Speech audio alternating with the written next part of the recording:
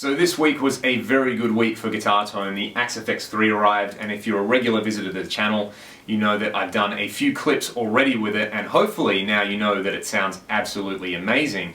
But one question that I've been getting quite a bit from you guys is essentially, why should I buy this? You know, if you're an Axe FX2 user, or if you're using another modeling platform, or you're somebody who's never tried digital modeling, it's a pretty daunting prospect to drop a bunch of money on something like this, which on the surface just seems like another guitar effects processor. So I'm going to show you some of the features that lie deep down inside of the Axe FX3 and hopefully help you answer that question of whether you should buy an Axe FX3. Let's get into it. Alright, so right off the bat you can see some pretty significant changes in the user interface. There's a brand new color screen, which is much larger, as well as 5 rotary encoders which have multiple functions depending on the part of the screen that you're in. And I love a few things like this. If I just press this, it brings up the tuner.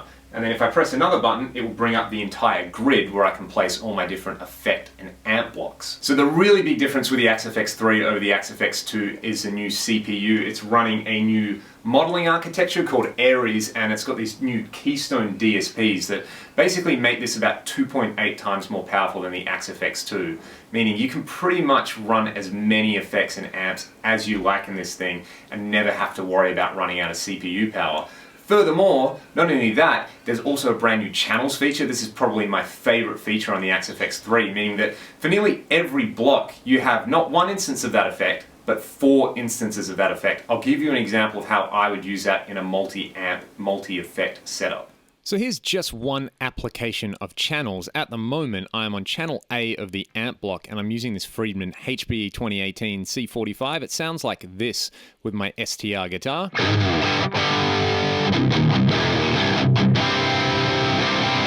Which is a raucous rock sound. What I can do is assign a totally different amp to channel B. In this case, I've got the AC20 treble. I can then have something like a Tweed Deluxe on channel C. And then I can switch to channel number D, and I've got a Mesa Boogie Mark IV lead.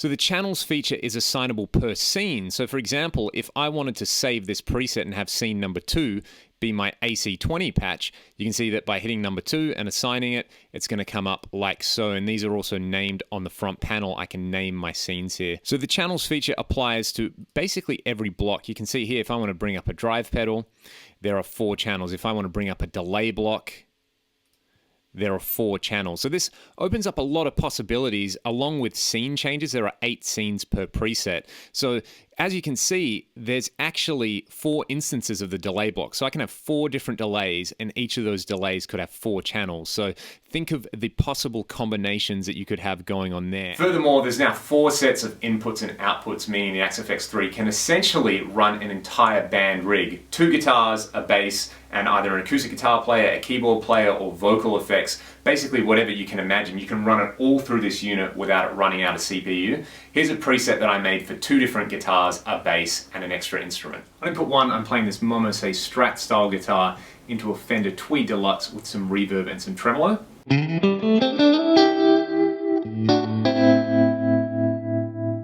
Through input number 2, I've got my STR guitar going into the Atomica model with some delay.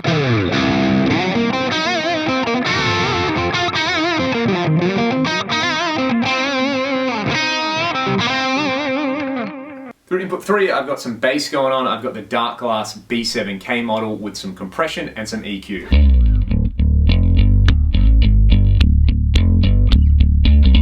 And finally, through input 4, I've got my Headway acoustic guitar with some compression, some EQ, and the beautiful Ice Castle reverb.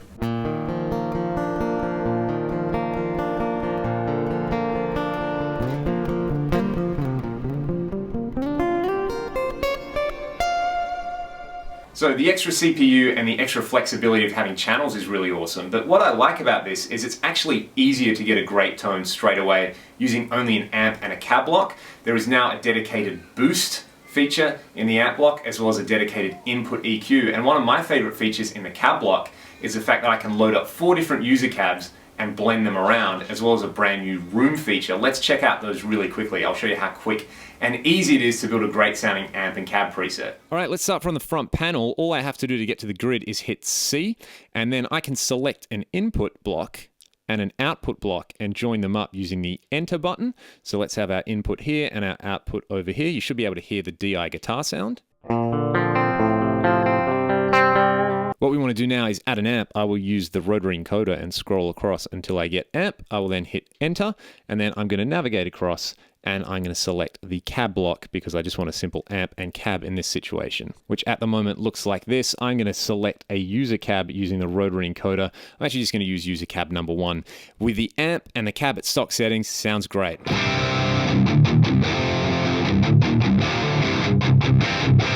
So I love the way that sounds. All I would do is page across here and tweak the low cut control. I like to set that to around 80 Hertz. Now it sounds like so.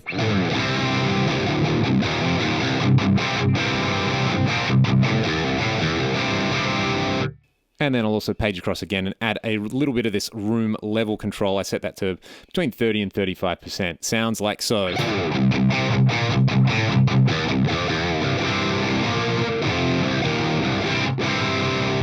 One last thing I might do in the amp block, hit edit a few more times to get to the amp block, is page across, and I can use this input boost. I'll turn it on, and I will set the boost type to an SD1 Super Overdrive. Now it sounds even better.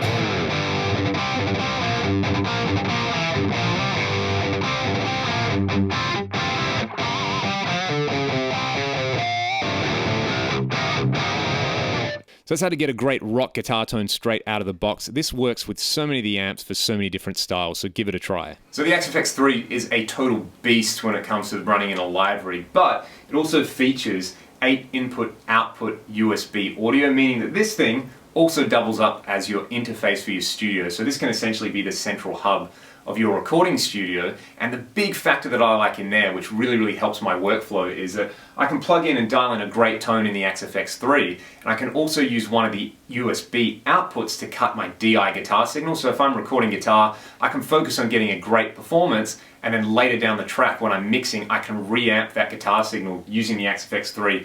Super easy, it doesn't interrupt my workflow, I don't have to connect any extra cables, just one USB to and from my computer, which I think is pretty amazing. If you've got a particular cabinet and microphone selection that you love the sound of, you can use the XFX3 to capture dedicated impulse responses of that using its IR capture facility. And if you're not somebody who's into digital amp modeling, but you've got an amplifier you really love the sound of, you can pair the XFX3 with something like this, which is the Fractal Reactive Load, to load down your amp and use all the great effects and impulse responses in the XFX3. Here's an example of how to set that up. Alright, I've got my Soldano Hot Rod 50 Plus. The speaker output is going into the Fractal X load, which is providing a load for the amp. If you just plug the speaker out of your amp into the XFX3, you'll cause a lot of damage, so don't do that. The X load is then going into the XFX3, which is loading up a cab, a chorus, a delay, and a reverb. The cab, I am using 2 different York audio impulses, and I'm blending them using the new cab library, which is really awesome. Here's the dry sound.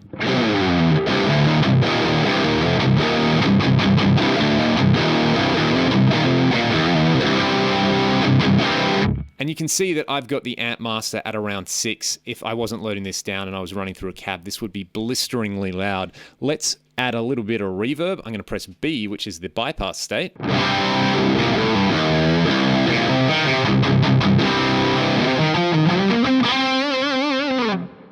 There's a London plate reverb. I'm now going to add a little bit of ping pong delay.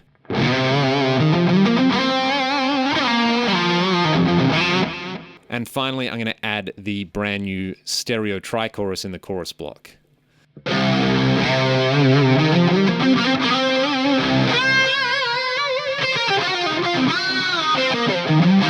And of course, you can connect this in 4-cable mode to use all of the drives in front of your amp. So the XFX3 solves a lot of problems for me. I do multiple gigs with different bands, from original hard rock music to an R&B cover band to acoustic gigs to session work where I need to be able to go from like a Fender Tweed sound with a Strat to a screaming Mesa Boogie lead.